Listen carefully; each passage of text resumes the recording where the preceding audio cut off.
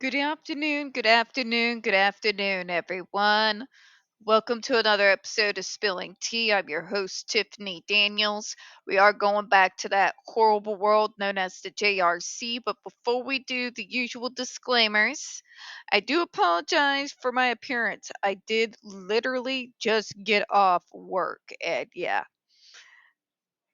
I try to be as comfortable and wear the least amount of nerve wracking apparel as humanly possible. All right, to the disclaimers. If you are unfamiliar with the Stop the Shocks campaign or the campaign against the troubled teen industry, you can find all the pertinent links right there in the description box. Please, in particular, take note of the article written by NeuroClastic, a small non for profit started by autistics for autistics. In it, they interviewed over 900 ABA professionals in regards to the JRC's so called behavior modification program. The Judge Rotenberg Educational Center doesn't want you to read that article so much. They threatened NeuroClastic with a defamation lawsuit if they did not remove it from the website. NeuroClastic has refused. You know the drill. Please read the article. Share it on all your social media. Also included in there is NeuroClastic's public statement in regards to the defamation lawsuit threat, as well as a link to their GoFundMe. We are crowdfunding just in case the JRC actually does see through with their threat. All right, guys. Where we left off the other day, right? Let's jump back into it here. Oh, excuse me. Sorry. Ear itches. Okay. We stand on the. Blah. Okay, hold on. Yep, I'm in the right spot. Sorry, people, brain dead. We stated that an adverse outcome for ESD use for SIB or AB, for the love of God, could we not continue to utter this obnoxious, unneedfully vague thing where we keep saying this word every single time? Can we not just call out the device, people? Okay. Redundant. But let's move on, shall we? Sorry. It just annoys the piss out of me. We could have avoided all of this had they actually named the specific device in the first place. Okay? But we had to make sure you knew what it was for. For the love of God. Alright? However, the study indicates that affection seeking replaced pathological behaviors, meaning affection seeking was a relatively desirable effect. Let me explain this to you like you're 5. If you're a parent of mine, hypothetically, and you are taking me to this hellscape they call a school and be tortured, starved, and sleep deprived, do you truly and honestly think that I'm going to seek affection from your ass? Genuinely asking here. Okay, genuinely asking. Because if you got me hooked up to the equivalent of a dog shut collar set up on stupid high you may die setting, the last thing on planet Earth I'm going to do if you make excuses for the place that is horrifically torturing me is seek affection from you. Or anybody else for that matter.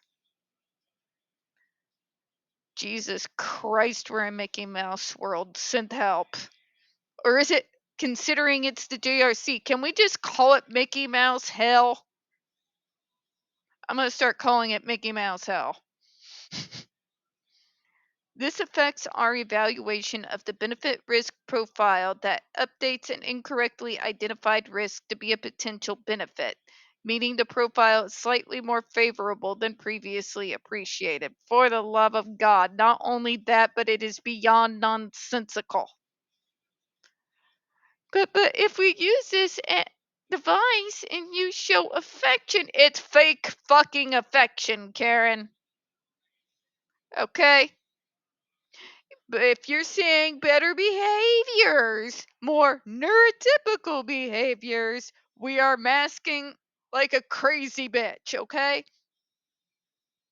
We are masking 24/7 in the never-ending effort to stop crap like this, okay?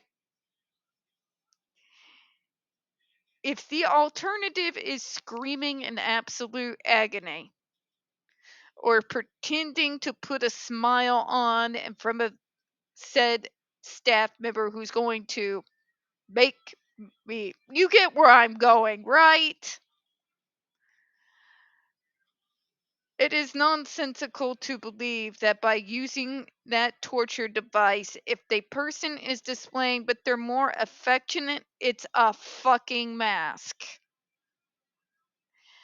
They are showing you what you want to see so that they will not get shocked, get punished. Okay? Autistics and other, pretty much all neurodivergents, I can say. We all mask.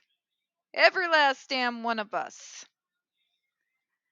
Some of it is literally 24/7 for folks, okay?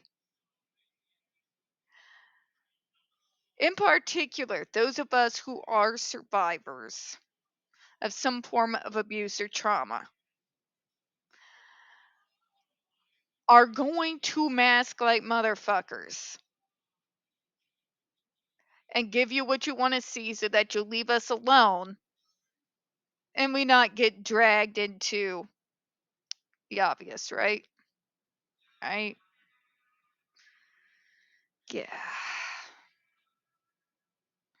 However, considering the small magnitude of this change and that this study was conducted in 1965 and did not systemically observe or record AEs, this change does not affect our overall conclusion with respect to the substantial and unreasonable risks, as it shouldn't, because it's nonsensical.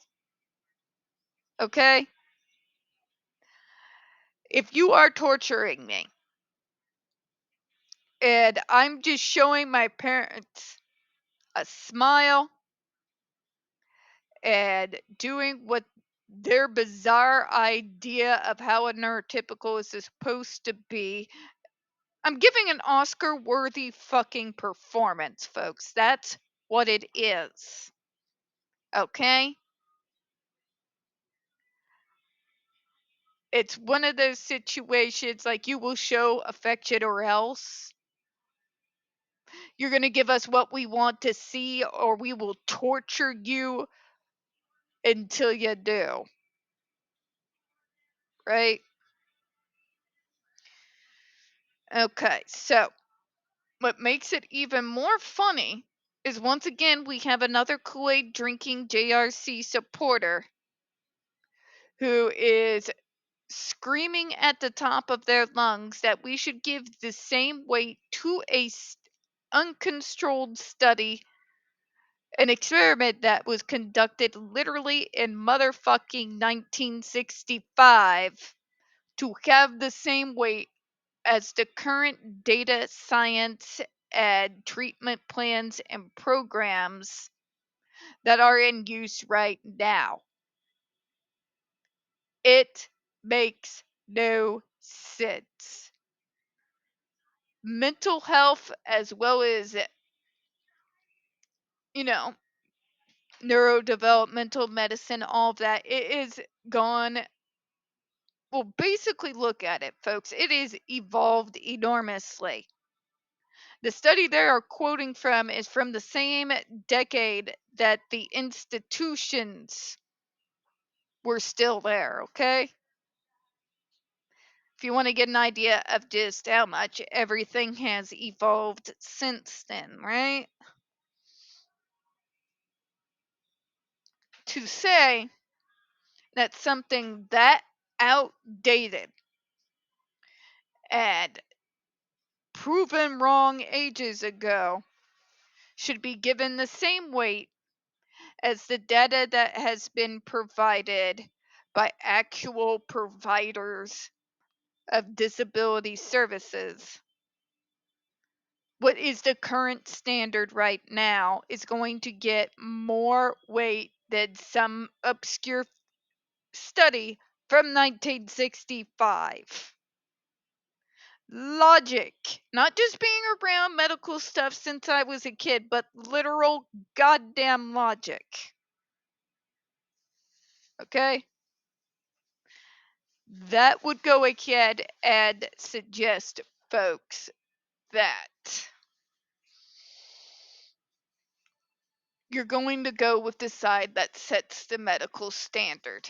It is a ridiculous argument to try to make an obscure study from 1965 hold the same weight as the current medical science.